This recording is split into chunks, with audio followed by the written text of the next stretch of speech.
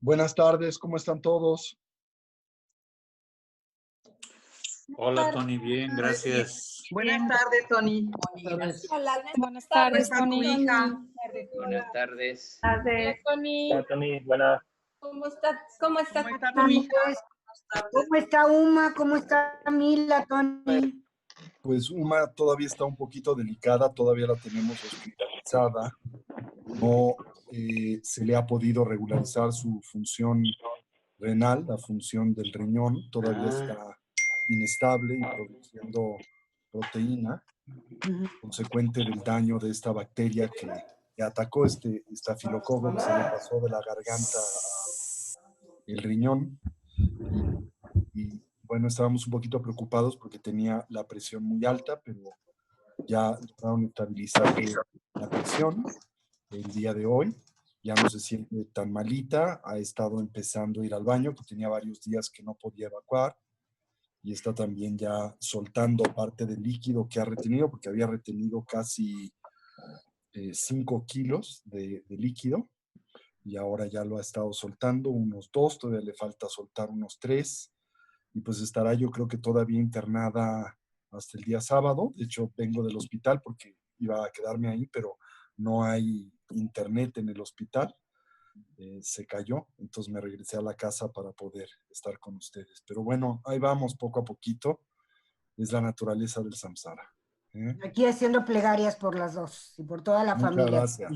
Y espero que todos ustedes y los suyos estén bien. Gracias, Tony. Gracias. Bien, Gracias, antes de Tony. empezar, quería comentarles varias cosas. Para empezar, que tengan presente, que recuerden que el día de mañana estaré dirigiendo una sesión de práctica de POA, la transferencia de la conciencia, que está primariamente orientada para todos aquellos que han tenido la oportunidad de recibir dicha instrucción y ejecutarla en el contexto de retiro, ya sea conmigo, con la Maole, con Anien Rinpoche, con Chetsan Rinpoche o cualquiera de los maestros que han impartido esta instrucción en Casa Tibet a lo largo de los años. Para aquellos que no conocen la sadhana que vamos a estar utilizando, el propio viernes la vamos a estar subiendo como un archivo que acompaña a la transmisión, y la idea es que la puedan bajar y a través de la misma puedan acompañarme durante la práctica. Yo daré una instrucción muy breve porque la idea es simplemente ensayar la práctica, lo cual debemos de hacer cada 2 o 3 meses. Y bueno, muy importante el tener pues ocasión de involucrarse de forma muy intensiva con la práctica una vez al año, preferentemente cuando hacemos nuestro retiro todos los diciembres. Recordarles también que el próximo fin de semana, 27 y 28, voy a estar dando un curso intermedio y básico, una combinación de ambos para los que deseen ingresar al programa formativo de Casa Tibet de 8 de la mañana a 1 de la tarde. Y bueno, también vamos a estar ofreciendo un ciclo de distintas conferencias a lo largo del mes de julio para ayudar a todos los que así lo necesiten a pues trabajar con esta compleja condición que es la del confinamiento, la de la pues cuarentena de la mejor manera posible. Y estas conferencias las estaremos dando tanto los instructores de Casa Tibet como su servidor. Es parte de lo que tenemos planeado para el mes de julio. Tuvimos que cancelar la visita de Marcia Winderschmidt por razones evidentes. Todavía las circunstancias pues no han madurado para poder llevar a cabo actividades comunitarias. Ella misma se encuentra en Nepal y no puede viajar a los Estados Unidos porque los aeropuertos están todavía cerrados, ¿verdad? Así que pues quizá daremos algún seminario virtual para finales de julio con esta, para compensar por lo menos un poquito su ausencia. Y bueno, pues veremos qué pasa para el mes de agosto, a ver si las circunstancias se normalizan para poder tener algunas otras actividades. Aquí en la Ciudad de México todavía el semáforo está en rojo, así que todavía no podemos iniciar actividades comunitarias en Casa Tibet. Yo espero que para mediados de julio esto sea posible, pero bueno, seremos muy cuidadosos y lo haremos cuando las circunstancias lo permitan. Bien, perdón. Esto es algo de lo que ahora pues tenemos pensado. ¿Tienen preguntas, comentarios, lo que deseen compartir? Sí.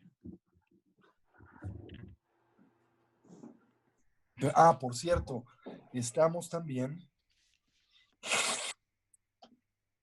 impulsando esta iniciativa para llevar algunas despensas de víveres, de bienes primarios, a las comunidades marginadas y de mayor necesidad que son vecinas de nosotros en nuestro centro de retiro, en nuestra estupa en Valle de Bravo, y para ello estamos solicitando el apoyo de la totalidad de la comunidad de Casa Tibet si desean participar en esta iniciativa, que espero podamos instrumentar para el mes de julio. Entonces, pues agradeceríamos que hicieran alguna aportación a la cuenta de Buen Corazón AC. Ahí estamos, pues, almacenando estos fondos y haremos un corte para finales de julio. Yo creo que no para de junio, no para la semana que entra, sino para la próxima.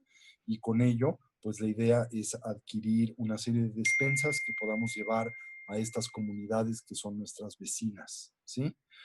Si no tienen los datos de Buen Corazón, a ver si los podemos subir ahorita antes de que termine la sesión, y si no, los encuentran en la página web de Buen Corazón o las redes sociales de Casa Tibet. ¿Ok? Ya lo subieron. Ya lo subieron. Muy Ya bien. están en el chat, Tony. Hola, ¿Está? Tony. Entonces, ahí lo pueden consultar, y los que deseen hacer una aportación de lo que sea, porque somos muchos, y si, aunque no sean cantidades importantes, si somos muchos, se hace una cantidad importante. ¿Ok? De verdad, estas comunidades están muy, muy marginadas, están pasando un momento muy difícil, tienen mucho tiempo que no pueden salir, que no pueden trabajar, y pues ya hay en algunas de ellas hambre, y estamos intentando pues ayudar a la medida de nuestras posibilidades. ¿Ok? Hola, Bueno, Tony. ahora sí. Te iba a preguntar gracias por tus palabras y gracias por esta invitación al trabajo de Buen Corazón. En mi enlace con Parashabri lo llevo a cabo con amor bondadoso, pero en la plegaria de 7 ramas, si podrías dar, por favor, recomendaciones prácticas sobre cómo incorporar la confesión y el regocijo a la sadhana. Pues en la confesión, la idea es siempre tratar de vincularla a un autoanálisis lo más detallado que sea posible, el cual nosotros podemos ejecutar, ya sea en el contexto de la práctica del recuento, que recomiendo todos lleven a cabo una vez por día, óptimamente antes de ir a dormir, haciendo una especie como de examen de su desempeño vital a lo largo del día, en términos de mente, palabra y cuerpo, y tomando como referencia tanto las 10 acciones virtuosas como sus opuestos, y con base en ello, ¿verdad? En una práctica como es la de Tara, o cuando se hace la práctica de las 7 ramas, pues el evidenciar, el verbalizar, el enunciar cuáles han sido las transgresiones que hemos llevado a cabo y generar una determinación de corregirlas a través de la aplicación de los poderes de oposición, ¿sí?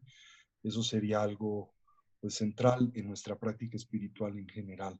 Y es algo que debemos, insisto, de intentar implementar día con día. No irnos a dormir antes de hacer un recuento del día, un examen de nuestro desempeño vital, y a través de ese medio, pues aplicar las fuerzas y poderes de oposición. ¿Ok? Y sobre el regocijo, gracias. Y el regocijo, igual, al terminar el día y al hacer el recuento del mismo, recuerden que en la recapitulación nosotros no tan solo nos dedicamos o concentramos en aquello negativo, sino que también pretendemos evidenciar lo que hemos hecho constructivo y celebrarlo y acentuarlo y regocijarnos acerca de ello. Y a lo largo del día, si ustedes escuchan alguna noticia, alguna acción positiva, virtuosa o lo que fuere, también pues emplear la misma para implementar la actitud de la celebración y el regocijo. Muchas gracias, Tony. Tony, Diego, ¿cómo ¿puedo estás? preguntar? Por favor. Bien, gracias. Acá. Me surgía preguntarte también, bueno, antes de hacer mi pregunta, ¿cómo está Ana Paula? Y cómo, ya nos contaste cómo está Uma, pero bueno, Pues espero Ana que estén Paula bien, pues. es la que ha estado con Uma en el hospital todos los días. Ella también ha tenido algunos problemas de salud, tiene una hernia en un disco en la columna que le genera mucho dolor, que se le acaban de diagnosticar también hace algunos días. En fin, nos ha llovido en términos de salud a la familia, ¿sí? y ahora pues en el hospital, porque pues saben, las condiciones en los hospitales no son las mejores, pues tiene mucho dolor, pero bueno, como Uma es chiquita todavía, tiene 8 añitos, pues naturalmente necesita de su mamá, entonces no es fácil que me quede yo en las noches porque ella necesita de su mamá, ¿sí? Pero espero que mañana, que ya esté Uma más mejoradita, pues yo la pueda relevar. Mañana no tengo que trabajar, no tengo que dar charlas, así que pues me quedaré yo primariamente todo el día en el hospital y la idea es que Ana Paula se regrese a casa y pueda descansar. Gracias. Bueno, pues sí, que estén bien los dos también. Muchas gracias. Quería hacerte una pregunta, que es una cosa, a ver si lo logro articular bien. Es algo personal en relación al Dharma en general y como a sus efectos.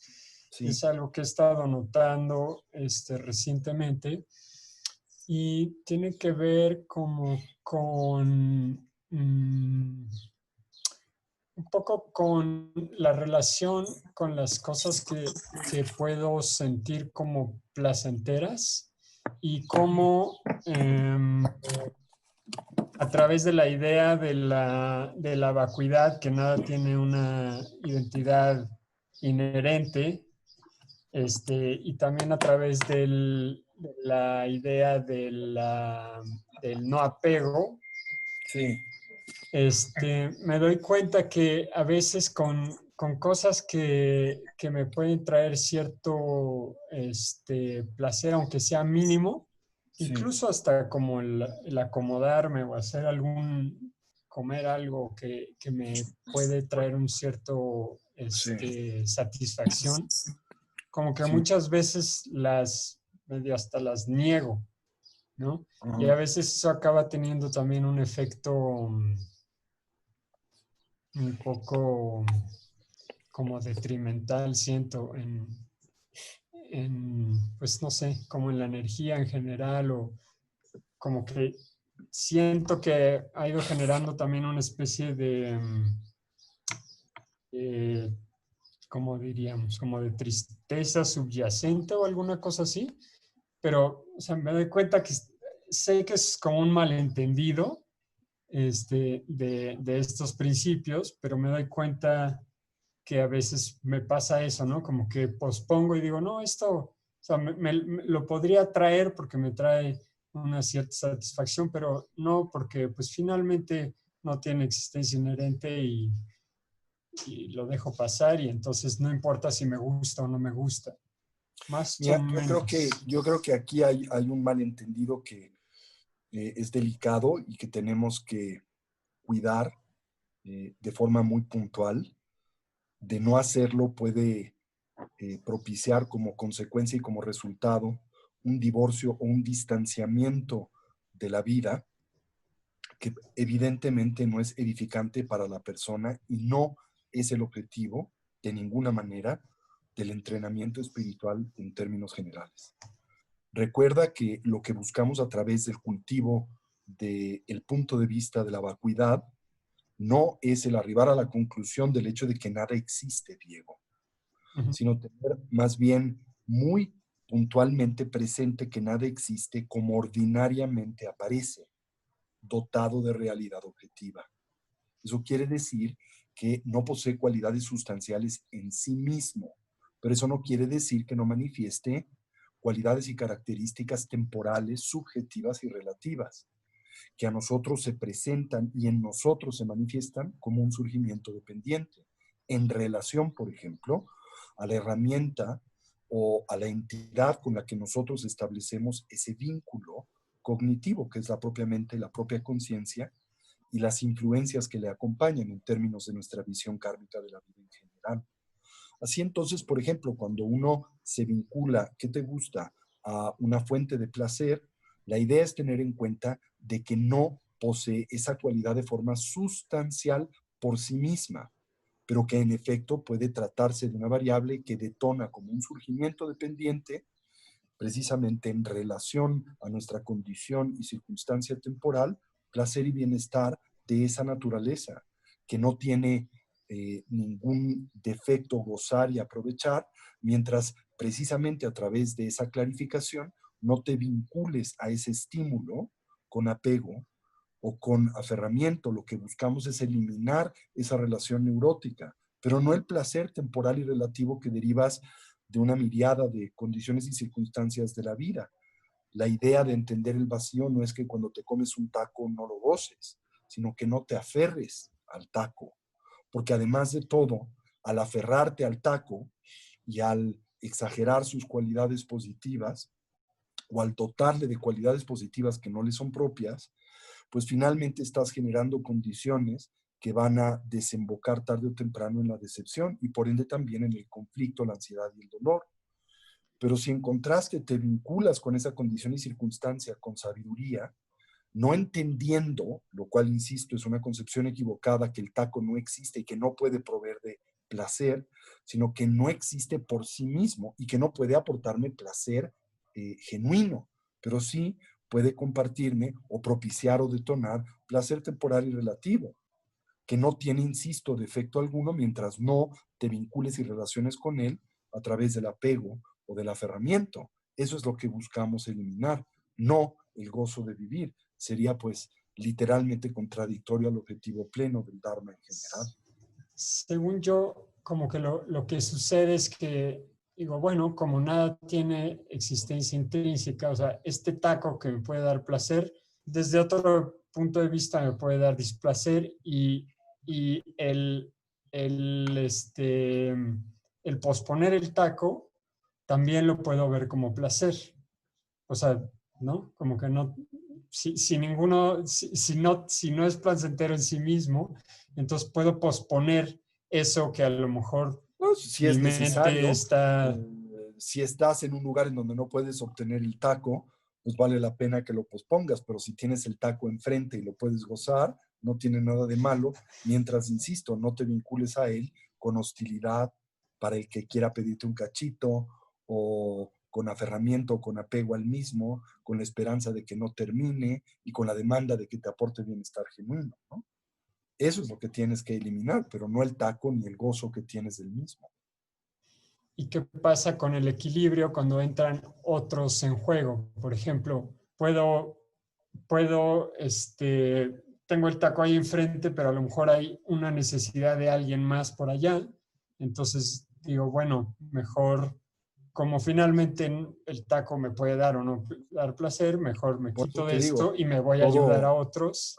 todo depende de las circunstancias. Si estás en un lugar y de pronto se te acerca alguien en necesidad y sientes que es lo apropiado hacer y que va a ser una acción positiva y edificante, pues entonces, pues no hay gozo más grande que el del dar y el de la generosidad y el del ver a otros contentos, aunque sea de forma temporal y en especial a través de algún medio que sea virtuoso y positivo, ¿verdad? Entonces, si esa condición se da, pues no hay nada de malo en obsequiar ese taco, por poner el ejemplo, ¿no? Pero también hay que tener cuidado, por ejemplo, no sé si estás en un restaurante y se te acerca una persona y hay que tener cuidado porque muy a menudo, pues también esa circunstancia no necesariamente es una de genuina necesidad y es una persona que está siendo explotada, ¿verdad? Por otros para generar recursos y al tú darle esos recursos y igual le das dinero, estás perpetuando una circunstancia de esclavitud que no es la correcta. No sé, hay que evaluar cada condición y circunstancia, pero también no se trata de que nunca puedas comer al ir a un restaurante porque te pasas todo el tiempo regalando la comida, ¿no? Hay que evaluar todo eso. Pero bueno, te comparto una anécdota muy bonita que viene a colación de lo que nos compartes, ¿no? De la experiencia que nos regala. Y es una anécdota que escuché, sucedió durante una de las primeras, pues, visitas que hiciera su santidad el 16º Karmapa Rinpoche Dorje a Hong Kong, la primera vez que él visitó a Hong Kong y la primera vez que su santidad Karmapa salía de India y dejaba Rumtek después de haber abandonado el Tíbet unos meses antes, ¿no? Y cuentan que, bueno, pues las personas que organizaron este viaje de Karmapa para halagarle y para honrarle, pues aseguraron una suite muy lujosa en un hotel muy prominente en Hong Kong. Ustedes saben que Hong Kong es una de las grandes ciudades del mundo, muy cosmopolita y una ciudad muy rica, ¿verdad? Y se cuenta que por la noche, cuando recién llegaron al hotel, pues los monjes y los patronos de Karmapa le pidieron que saliera al balcón a ver las luces de la gran ciudad de Hong Kong, que es como Nueva York, ¿no? Y Karmapa salió y vio todo este espectáculo maravilloso de luces de todos estos edificios iluminados. Tengan en cuenta que él nunca había visto algo así en su vida, en esta vida, ¿no? Y entonces cuentan que Karmapa empezó a sollozar y a sollozar, ¿no? Al punto en donde tuvieron que, pues, ayudarle a que volviera al cuarto para que se calmara y le preguntaron qué sucedía. Y comentó Karmapa que en un inicio, cuando salió y vio el esplendor de las luces, se impactó enormemente y esto le generó un azoro maravilloso, una gran alegría, y después le arrobó un sentimiento de profunda, profunda certeza al ver, mira, en esta gran ciudad tan avanzada y tan llena de luces, con una población tan afluente, ¿verdad? De millones de personas, nadie ha escuchado el Dharma. ¿Sí?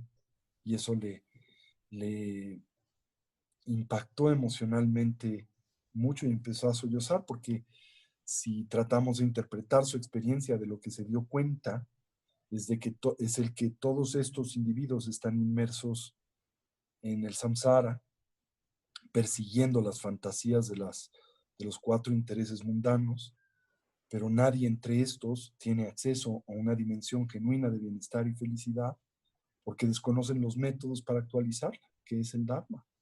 Y entonces se dio cuenta de la pobreza de todos estos seres, que a pesar de manifestarse como ricos, en realidad son muy pobres, ¿no? Entonces ahí hay un ejemplo de esa mentalidad, la mentalidad del Bodhisattva, ¿sí?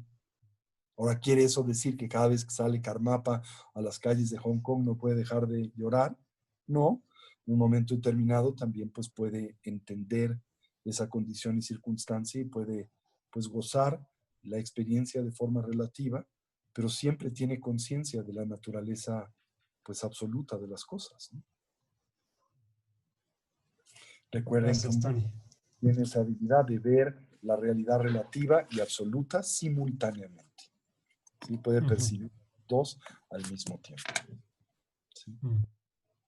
Buenísimo, gracias. Gracias. ¿Quién más? ¿Me escucho, Dani? ¿Me escucho? Sí, te escucho muy bien. Una pregunta, Tony. Cuando Dime, hay un papá. animalito que está sufriendo su agonía y pues ya no, o sea, va a morir, y en el afán de aliviar su sufrimiento le quitamos la vida, pero teniendo en mente de que es para aliviar su sufrimiento, incluso decir algún mantra o visualizar alguna deidad, ¿se está cometiendo alguna acción kármica negativa? No cuando visualizas un arquetipo búdico, no cuando pides la inspiración o la intervención de un Buda como Tara o el Buda de la medicina, no cuando llevas a cabo mantras en favor de ese animalito, porque todo eso le suma y le ayuda a transitar la experiencia de una mejor manera. Pero si acorta su vida, ahí sí, aunque tu motivación sea positiva, se acumula cierto grado de karma negativo. ¿Cuánto? Es difícil decir, porque depende de que ese karma negativo se complete o no se complete, ¿sí? Pero en cuanto a la motivante, que es intervenir de esa manera para disminuir el sufrimiento de ese animal, el conflicto radica en el hecho de que tú estás impidiendo que ese potencial, esa semilla kármica negativa, que ulteriormente madura a través de ese medio, la enfermedad o el sufrimiento, en efecto no florezca y se mantenga presente de forma potencial en el flujo o continuidad de la conciencia de ese ser sensible. ¿Y qué sucede? Que simplemente ese karma o esa semilla kármica se proyecta hacia futuro y tendrá que eventualmente madurar si es que ese ser no la purifica en una vida próxima. Así que lo único que finalmente estás haciendo es posponer el dolor de un momento a otro, porque tú no tienes la posibilidad de eliminar unilateralmente el karma negativo que lo produce, que está resguardado o presente en la continuidad de la conciencia de ese ser sensible y depende en su administración del mismo, ¿no? Y esa es la razón por la que en la tradición budista se dice que es más sabio cuando un animalito transita por una condición de esta naturaleza, ayudarle a que lo haga con el menor dolor posible, pero no cortar la maduración de ese karma que le ofrece la oportunidad de eliminar, que le inhibe la oportunidad de eliminar ese karma y simplemente lo proyecta a futuro. ¿Me doy a entender? Sí, Te sí, doy otro totalmente. ejemplo, una anécdota de esta naturaleza. Es una anécdota de Tibet, antes de en los primeros años de la ocupación comunista del Tibet, ¿sí? Y tiene que ver con la hija de Minling Rinpoche, el abad del monasterio de Minroling, uno de los más grandes tulkus o lamas de la tradición nyingma del budismo tibetano. Y la hija de este tulku era una dakini extraordinaria, ¿sí? Y además era una persona con una gran presencia y autoridad. Y cuentan que recién este territorio fue ocupado por el ejército chino en la década de los 60, con la prepotencia que caracterizaba a los chinos y esta ideología terrible de la lucha de clases que les animaba, que desgraciadamente es algo que pues propicia ahora el gobierno de la República y no saben en qué puede terminar y puede terminar de forma muy negativa y violenta para la población, ¿no? Pero cuentan que ella venía en su caballo, ¿verdad? Y pues se topó con un general chino que era el comandante de la tropa de ocupación de esta provincia en el este del Tíbet, donde está este monasterio, y el general le pidió a sus soldados que la arrestaran, pues bajo la excusa de que pertenecía a la nobleza tibetana y por lo tanto tenía que verse sujeta a algún tipo de castigo, ¿verdad?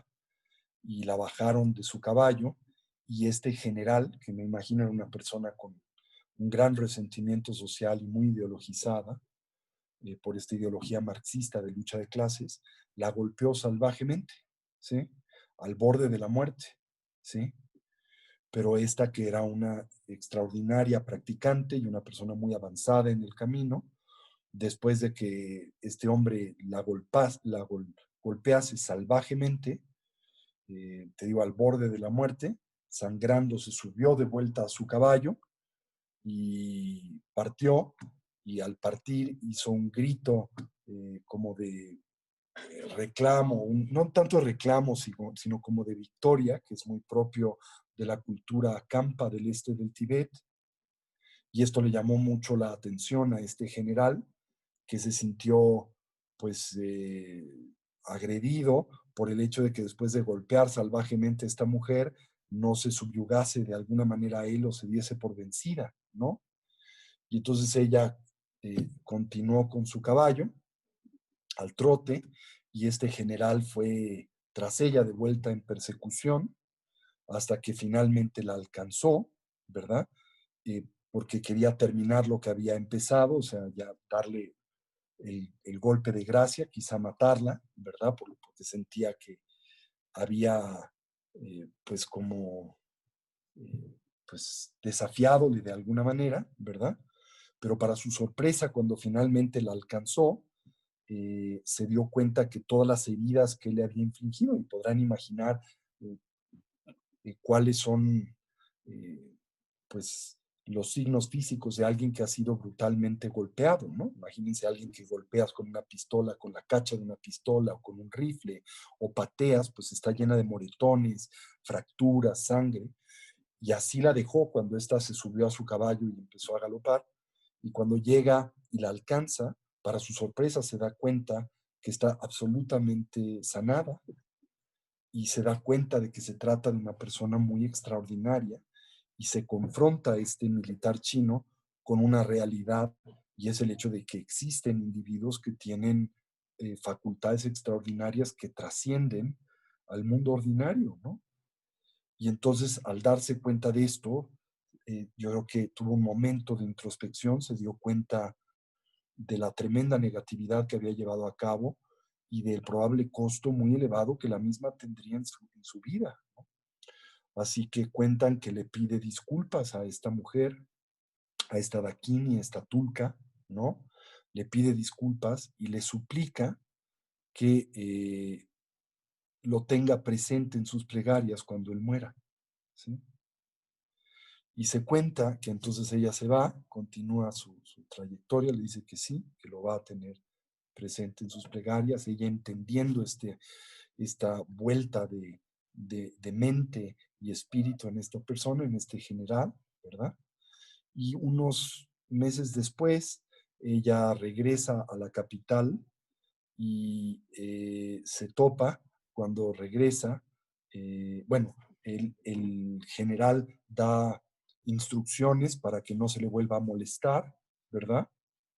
Y para que respeten su monasterio y no lo destruyan, lo cual era pues rampante en aquel entonces durante la época de la Revolución Cultural, que los chinos devastaron miles de monasterios, llevando a cabo todo tipo de atrocidades y juicios sumarios y cosas horribles, ¿no?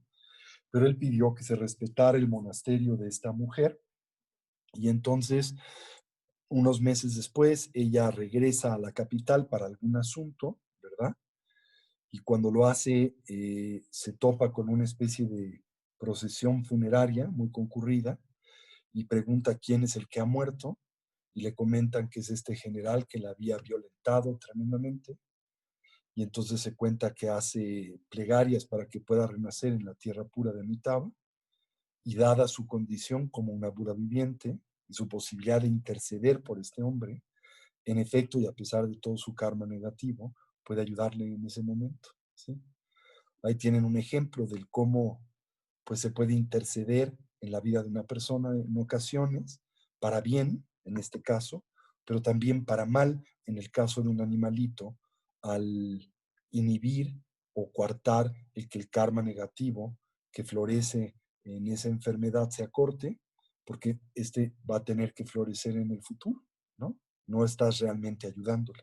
Pero lo que sí puedes hacer es disminuir su dolor a través del cariño, de las caricias, del estar presente, que a veces para un animalito el que su amo esté cerca es un bálsamo maravilloso, o a través de darle algún tipo de anestésico o de medicina que le ayuda a que los síntomas no sean demasiado dolorosos, pero no matarle, ¿sí? No somos Dios, así que esa idea de que nosotros podemos decidir cuándo es que alguien debe de morir, pues es muy riesgosa, ¿no?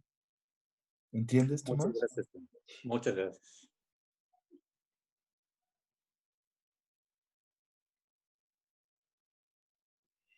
Tony, yo tengo una pregunta. Dime. Hola, Tony. Mira, es una pregunta verdaderamente infantil, pero necesito como que entender esto. Una pregunta, pero lo voy a hacer. Una vez, pues, he escuchado, ¿no? Que dicen que cuando uno es un Buda, cuando se convierte en un Buda, pues lo hacemos para el beneficio de todos los demás, ¿no? Y esto es siempre, forever, forever, por siempre y por siempre, o sea, es la única función de ser un Buda, o sea, siempre ser de beneficio para otros, o aparte hay otra forma de ser, de vivir, o es todo el tiempo estar ayudando. Es una pregunta muy humana, muy, muy tonta, pero sí me pregunto mucho eso. Bueno, los Budas, como bien sabes, han actualizado la dimensión absoluta de la conciencia, lo que llamamos el cuerpo absoluto o el Dharmakaya, y lo hacen en el contexto del espacio absoluto de los fenómenos, que es el Dharmadhatu.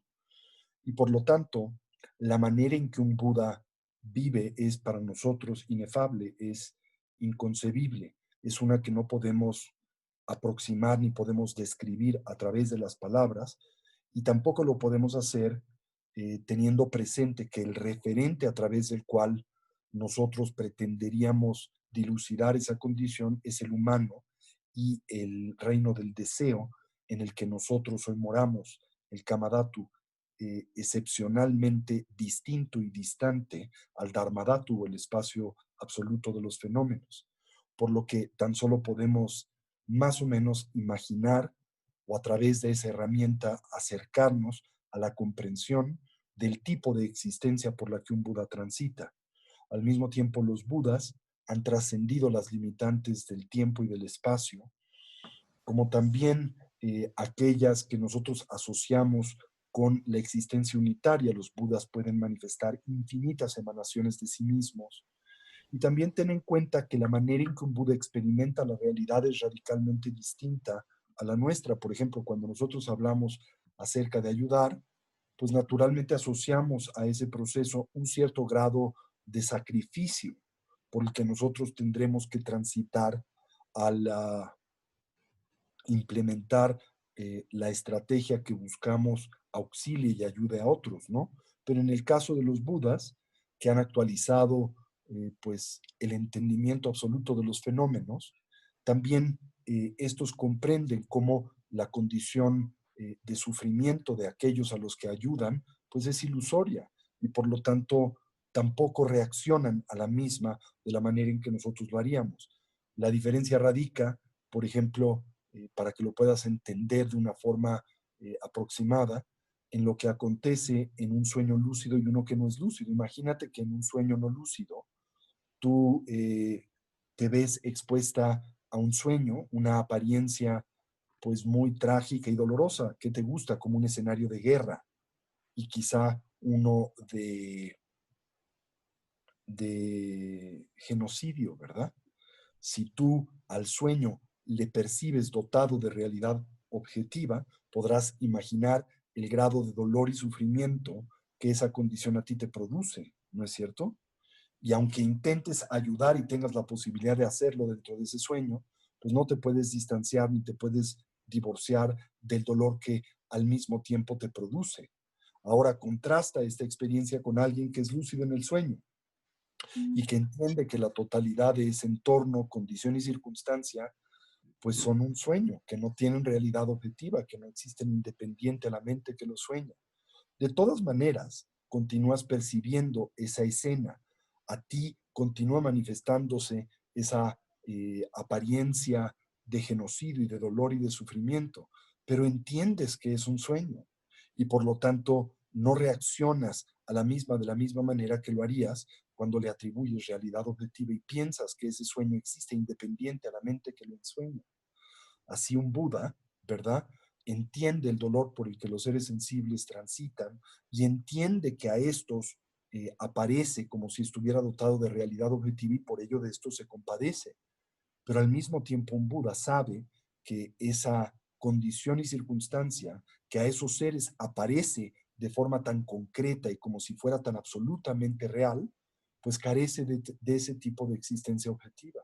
En otras palabras, un Buda entiende que el sufrimiento por el que los seres sensibles transitan es ilusorio y que lo que aquellos conciben, lo produce, es también ilusorio. Y desde esa perspectiva les ayuda acorde a sus necesidades y su circunstancia, pero al mismo tiempo lo hace libre del dolor o del remordimiento o lo que fuere que nosotros experimentaríamos consecuente al aportar o dotar o proyectar sobre esa circunstancia una realidad que no tiene. Por eso, por ejemplo, los escritos de la perfección de la sabiduría tienen esta frase muy linda que dice que los Budas actualizan un logro ilusorio para poder ayudar a seres ilusorios a liberarse de su ilusorio dolor, ¿verdad? Y para poder obtener un bienestar ilusorio y una condición ilusoria de libertad. Tony, ¿Sí? yo tengo, y justo de lo que hablas, ¿cómo en nuestro día a día podemos familiarizarnos con lo ilusorio del sufrimiento? O sea, por ejemplo, te enteras que las personas están muriendo, la están pasando mal por la pandemia, o uno mismo pues siente cierto sufrimiento también. Y entonces en mi caso yo siento que a veces lo tomo demasiado en serio cuando realmente no es. Pues tienes que tratar de hallar un equilibrio, ¿verdad? En el sentido de generar una actitud de empatía hacia lo que otros experimentan y por lo que transitan, esto es, un entendimiento de su condición relativa, pero al mismo tiempo tratar de hacer presente una comprensión más amplia, que entiende el hecho de que esa condición y circunstancia es temporal, que entiende que esa condición y circunstancia es también resultado de la maduración del karma negativo que esas personas han acumulado en el pasado, que te lleva a también tener presente que el karma es muy incierto, ¿verdad? Y que lo que tú en un momento determinado puedes ver como negativo puede ser una circunstancia muy positiva para el desarrollo espiritual de largo plazo de esa persona. En otras palabras, que caras vemos, pero karmas desconocemos, ¿no? No sabes cuál es la matriz de ese karma y cómo del todo funciona. El entender que el envejecimiento, la enfermedad y la muerte son también condiciones que son propias de la vida y que no nos deberían de sorprender tanto. Lo hacen porque hemos olvidado que son condiciones de la vida. Pero todos nos vamos a enfermar y todos nos vamos a morir y todos vamos a envejecer. Esto es algo de lo que no podemos escapar, ¿no? Así que tenemos que prepararnos para ello y también entender que esto es lo que aqueja a todos los seres, es la condición de la vida. No al grado de que eso genere una especie de coraza que te haga indiferente al dolor de otros, pero al mismo tiempo una que te permite entender que esa es una condición natural de la existencia y no azotarte en demasía con ello, ¿no? Por ejemplo, la pandemia por la que transitamos es también la consecuencia de la maduración del karma negativo de toda la humanidad. Y yo pienso consecuente del tremendo impacto negativo que ejercemos sobre el mundo natural y los protectores del mundo natural, como son estas entidades, estos espíritus de la naturaleza, estos pisachis, se les llama, ¿no? Que pues son los protectores del mundo natural, son espíritus hambrientos, pertenecen a esa dimensión de existencia, son pretas, ¿verdad? Pero que nosotros alteramos en consecuencia de la devastación que hacemos del mundo. Así que pues también son condiciones que están afectando a la humanidad y yo espero para que de ello pues derivemos algún tipo de aprendizaje, espero, ¿no? ¿Entiendes eso? Hola, Lama Tony. Hola.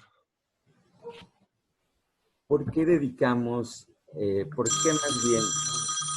Me disculpan un segundito, nada más contesto esta llamada. Claro.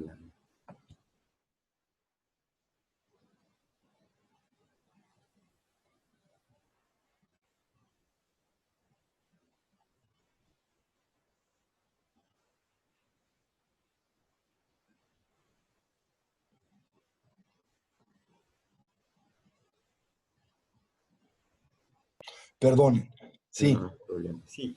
¿Por qué la plegaria para la protección de la salud y contra las enfermedades la dirigimos a la consorte de Shanglong y no al mismo Mahakala Buda de la medicina? En realidad lo dirigimos un poco en ello? Sí, en realidad lo dirigimos a ambos, ¿no? Pero digamos que la función de implementar este tipo de acciones recae sobre de estas entidades, estos espíritus de la naturaleza, que se llaman yakshas y yakshinis, que son como pues espíritus hambrientos, ¿no? Como seres fantasmales. Y en ellos recae esta administración y control de las enfermedades, etcétera, ¿no? Entonces, como ellos o ellas son las que implementan esas acciones, pues primero nuestras plegarias son para ellos y ellas, ¿sí? Y después para los que de alguna manera son sus jefes, que en este caso sería Shanglong, por ejemplo. Así que lo hacemos primero para el que lleva a cabo estas acciones y lo hacemos simultáneamente para los que tienen una posición de superioridad, de tal manera de que ese alivio llegue lo antes posible, ¿no? Es como si alguien ya encomienda un mensaje a un mensajero, entonces lo primero es que tienes que llegar al mensajero antes de que entregue el mensaje, ¿no? Y claro, le pides al que encomendó el mensaje que ya no mande más mensajes o que le hable al mensajero para parar esto a donde quiera que está, pero en lo que le encuentra, metafóricamente, pues tú le pides que no lleve a cabo esa acción, ¿no? ¿Entiendes eso? Om Mani Padme Hum, querido maestro. Gracias. O sea, en consecuencia del karma negativo y las acciones destructivas de los seres sensibles, es que estos pisachis llevan a cabo actividades o acciones de esta naturaleza y lo hacen también movidos por un espíritu de bondad y compasión hacia todos los seres que nosotros afectamos a través de nuestras acciones autocentradas y egoístas como individuos y como especie. Así que estos pisachis o estos yakshas y yakshinis no están actuando de una forma negativa, no están actuando perversamente con el objetivo de simplemente lastimarnos, sino lo están haciendo como un medio de proteger a seres que no se pueden ayudar a sí mismos y que son presa de nuestra irresponsabilidad y egoísmo, ¿no? Entonces les pedimos algo así como decirles, bueno, entendemos que como especie tenemos esos hábitos y tendencias negativos, pero te suplicaría que me sacaras de la lista, que yo no estoy involucrado con eso, ¿no? Que yo no soy parte de esa comunidad, que me doy cuenta de esto y que yo, pues más bien quisiera revertir este daño que como especie hacemos al mundo natural y por favor, pues no te desquites conmigo. Es algo así, ¿no? Pase. ¿Sí? Oye, Tony, Sí, por favor. ¿quiénes son los Bumis y los Maras? ¿Los Bumis? Bumis. Bumis, no creo que lo estés empleando bien. Bumi es una palabra sánscrita que quiere decir tierra y se refiere a los niveles de desarrollo por los que un bodhisattva transita para lograr el despertar o la iluminación. Eso es un Bumi, ¿sí? Ah, ok. Ok, ahora, ¿cuál era el otro que me dijiste? Maras, los Maras. Los Maras son, pues, demonios. Son comúnmente las hijas de Mara, el rey de los demonios, que llevan a cabo todo tipo de tareas para Mara, vinculadas a los deseos de Mara, y en el contexto del budismo, pues son todas las influencias negativas que inhiben nuestro desarrollo espiritual. Ah, ok. Muchas gracias. A ti. Tony, ¿Sí? Eugenia de León, Guanajuato. Sí. A ver, desde que inició la pandemia, he recordado cuando estuvo aquí Sakya Dharmula, que nos sugería hacer una práctica de Tara durante 24 horas constantes, sí, como para mejorar la situación. Entonces, acá en León tenemos un grupo también, practicamos Tara los sábados por la mañana. Sí. Y habíamos pensado en esta iniciativa para contrarrestar en lo posible las circunstancias no solo de la pandemia, sino la económica, la política, toda esta. Y no sé cómo veas tú esto. Muy positivo, pueden hacer una práctica de 24 horas de Tara, manteniendo el mantra activo esas 24 horas, o la práctica de Vajrasattva por 24 horas, eso es algo muy positivo, por supuesto. Si lo pueden hacer, sí, vale la pena. ¿Cuál nos sugieres que sea en este momento más pertinente? Cuando quieran. Lo óptimo sería escoger un día auspicioso en el calendario lunar budista, un día de Buda, que es una luna llena, y en la luna llena llevar a cabo esa cadena de 24 horas de mantras. ¿Sí? ¿Y podríamos extenderlo a toda la pueden invitar a quien sea, pueden organizarlo y podemos invitar a toda la comunidad, claro, ¿por qué no? Tony, ¿es mejor que sea Tara o Vajrasattva? Cualquiera de las dos es conveniente. Bien, gracias. Ahora recuerdo, no sé si ustedes lo tienen presente, hace algunos años y como por 3 años, cuando todavía vivía Lodi Gyari Rinpoche, que murió a principios de este año, a finales el año pasado, ¿sí? Él me comentó que en los Himalayas se estaba llevando a cabo anualmente un ciclo de pujas que estaban vinculadas a el tratar de revertir experiencias visionarias y profecías que nos había legado Guru Rinpoche o Padmasambhava, vinculados precisamente a eventos como los que estamos hoy experimentando, terremotos, pandemias, etcétera, consecuentes del karma negativo acumulado por los seres humanos en general. y durante unos 3 años estuvimos apoyando esa iniciativa, generando recursos, apoyando económicamente estas pullas Sí, que se ahorita estoy en hacían clase, ahí voy. en Nepal, en la cueva de Maratika, ¿no? Que fue donde Guru Rinpoche logró el sí de la inmortalidad. Y bueno, lo hicimos, ¿no? Como por 3 años más o menos, y después ya dejé de hacerlo porque como que me desvinculé del proceso. Murió Gyari Rinpoche, que era el que me mantenía vinculado al mismo. Y bueno, pues creo que es un buen ejemplo de estas experiencias visionarias que los grandes maestros han tenido del futuro de la humanidad y pues su deseo de tratar de disminuirlas, pero a veces pues aún con acciones de esa naturaleza el karma colectivo de los seres humanos es tan grande que pues puede afectarse a través de esos rituales, pero no eliminarse. Muchísimas gracias, Lama. Gracias.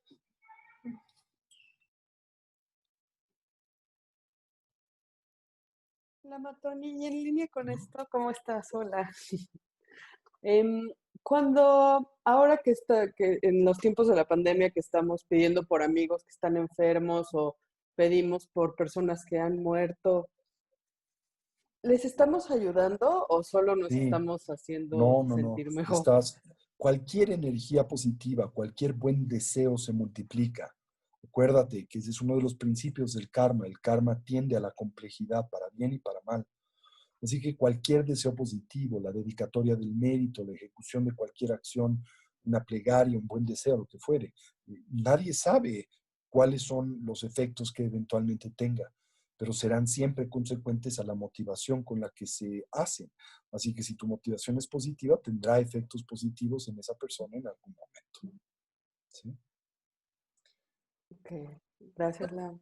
¿Piensas que su santidad volverá a dar esta práctica del Kalachakra también Sí, para ayudar al mundo y a todos los seres? mientras esté lúcido y vivo el Dalai Lama, continuará haciéndolo certeramente. Ahorita no, porque pues está el problema de la pandemia y en India está muy grave, ¿verdad? Y el Dalai Lama está resguardado en su casa, en Maklot no está viajando para protegerse, y ya está pronto de cumplir 85 años el Dalai Lama, ahora en julio, el 6 de julio. Y pero cuando pues esta circunstancia termine y si el Dalai Lama está bien de salud y lo que fuere, claro que continuará, yo pienso, dando los kalachakras, ¿eh? Gracias, querido Lama. Que ese es como uno de mis últimos deseos, que pudiera el Dalai Lama dar un kalachakra en México, pero sí creo que ya va a ser uno que en esta vida no voy a poder actualizar, ¿no? No, dale, inténtalo, todos te ayudamos. No, porque las circunstancias para ello son muy complicadas y ahora pues simplemente en este sexenio no van a estar presentes y pues este sexenio le faltan 4 años y dentro de 4 años la van a tener 90 años, ¿no? Así que es muy difícil, ¿sí? Todo es un surgimiento dependiente y por eso les comenté tantas veces que tuvieran muy presente que esas visitas eran algo muy especial y las teníamos que aprovechar, porque esas circunstancias muy probablemente pues se dificultarían en el futuro, y es así, en efecto, ahora en términos económicos, políticos, sociales, pues ya es muy difícil que se pueda organizar una visita del Dalai Lama, ¿no? Por lo menos yo no lo haría, no me atrevería a hacer algo así, hay demasiado riesgo de por medio, ¿no?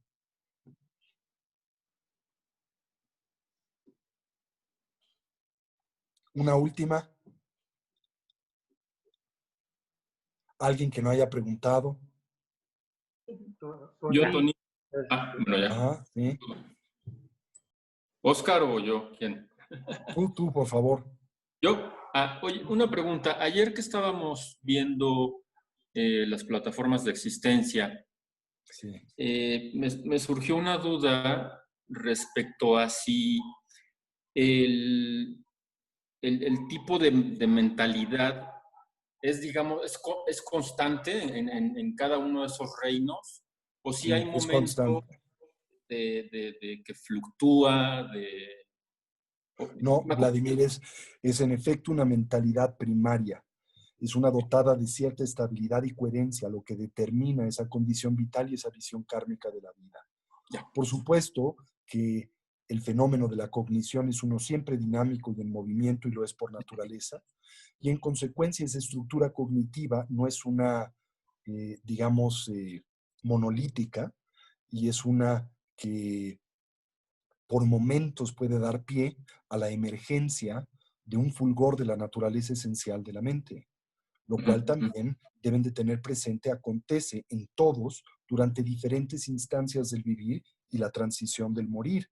Por eso se dice en las instrucciones que son propias precisamente de los 6 bardos, que en todo momento, en el bardo natural de la vida, en el bardo del dormir, en el bardo del morir, y así subsecuentemente, se hacen presentes ventanas de oportunidad para reconocer nuestra naturaleza esencial.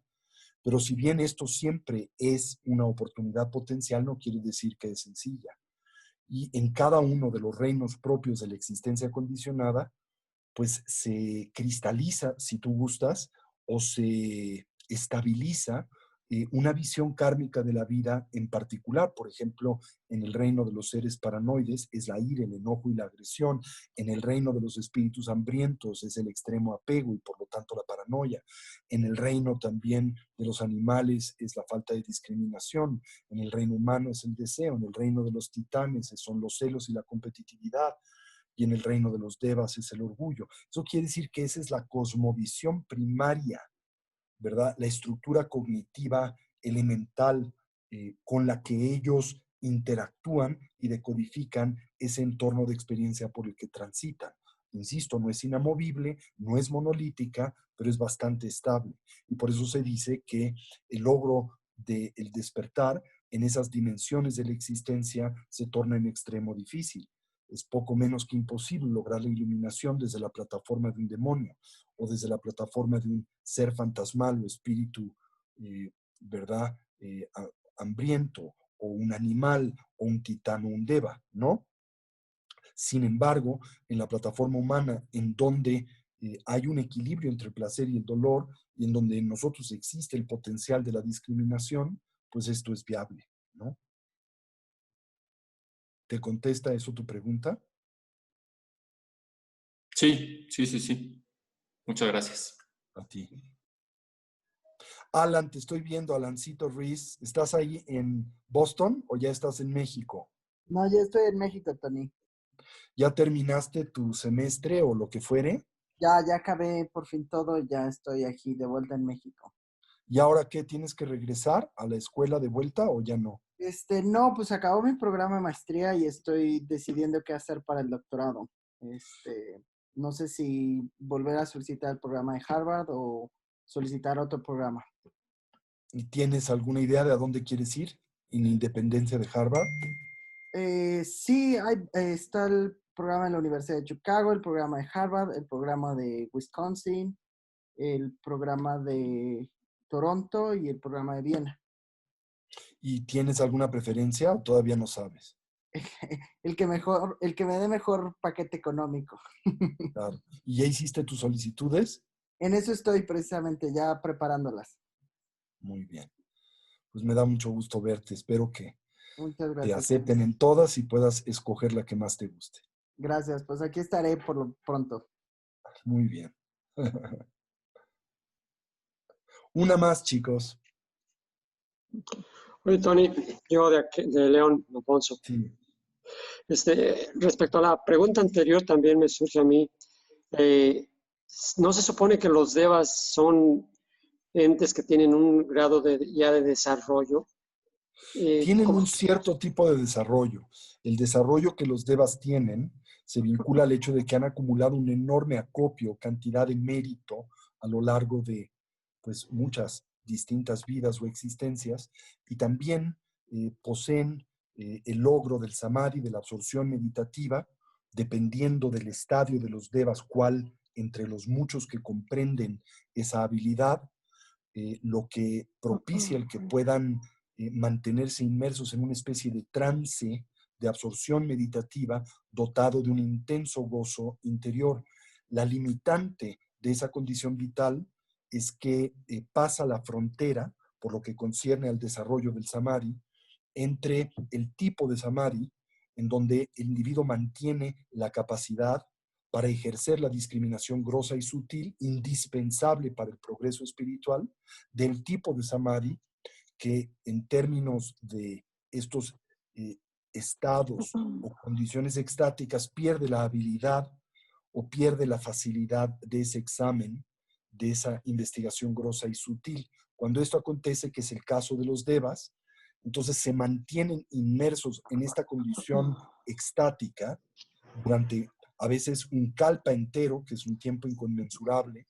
Al mismo tiempo tienen y están dotados de diferentes siddhis y habilidades extraordinarias, pero no tienen la capacidad de empatía, conciben que esa condición es permanente, van perdiendo el entendimiento del karma, y eso hace que esa condición no favorezca el desarrollo evolutivo en general. Exhaustan el mérito que les conduce a ese renacimiento, se lo gastan completito sin producir mucho más, y cuando llega el tránsito del morir, esto propicia que muy a menudo experimenten el nacimiento en los reinos inferiores.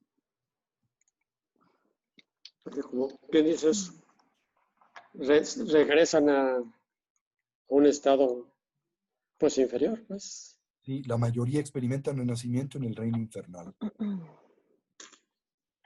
Gracias, Tony. A ti. Pues chicos, los dejo porque tengo que ir rápidamente al hospital y volver para mi clase de nueva vez. Tengo que llevarle unas cosas a mi familia. Les agradezco mucho que nos acompañen. Les recuerdo simultáneamente que durante estos tiempos de cuarentena, todas sus distintas comunidades dependen de su participación y de su generosidad.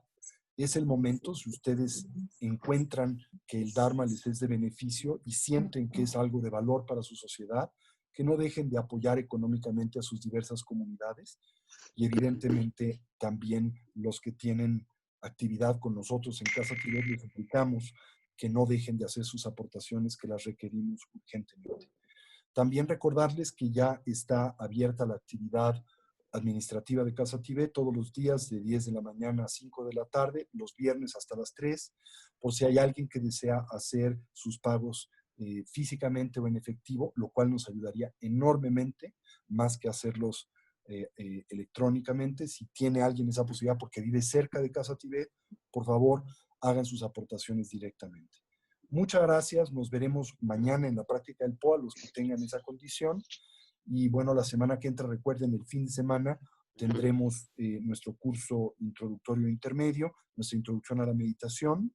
No olviden todos los lunes la meditación del camino de vida del Bodhisattva, todos los sábados la meditación del Buda de la Medicina, los viernes por la mañana también la comunidad de Monterrey lleva a cabo meditaciones abiertas al público, en esta ocasión la de Amitayus, el Buda de la vida ilimitada, y generen méritos y dedíquenlos para todos aquellos que ahora sufren, que están enfermitos, que tienen problemas económicos, pues dediquen el mérito para todos ellos. Y si les queda un poquito, para la pronta recuperación también de mi nena, Uma Karam. ¿Ok? Pues muchas gracias a todos. Dediquemos el mérito. Gracias, Tony. Gracias. Hacemos Abrazos, Tony. potencial positivo que a través de este medio ya se hemos desarrollado, cultivado, que siempre sea de beneficio a todos los seres. Que podamos todos actualizar nuestros potenciales y trascender nuestras limitaciones. Una mente altruista pueda nacer donde no ha nacido y se incremente donde no ha nacido. Que todos los seres puedan ser felices y dejar de sufrir. Y que pronto todos podamos actualizar la condición de la conciencia omnisciente y compasiva del Buda, no solo en nuestro propio especial beneficio, sino en particular en el de aquel de los demás. Así es.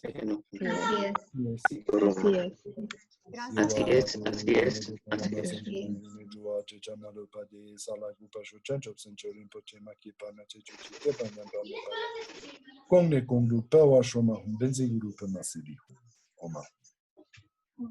Y para los que pueden, no olviden, si quieren apoyar nuestra iniciativa humanitaria para las comunidades en necesidad, vecinas de nuestro centro de meditación, hagan sus aportaciones a buen corazón. Muchas gracias a todos y nos veremos Gracias, Tony. la semana Gracias, que entra. Tony. Cumpleaños, Tony. Gracias, Tony. Gracias, Tony. Hasta luego. Cumpleaños, Lama. Mejore Gracias. Uma. Cumpleaños. Feliz cumpleaños. Gracias a todos. Gracias. Cumpleaños. Que estén muy bien. Gracias, Lama Tony.